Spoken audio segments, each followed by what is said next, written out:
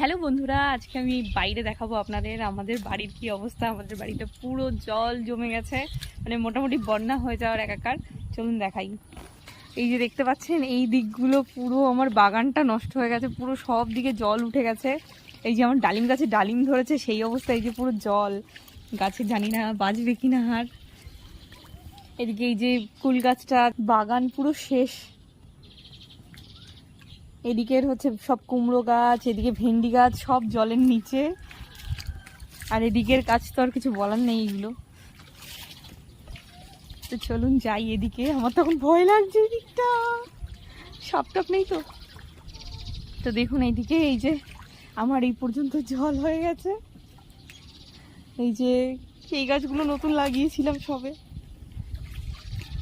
বাবা ওটা জোক নাকি? এটা হয়তো জোক, আমি জানি না।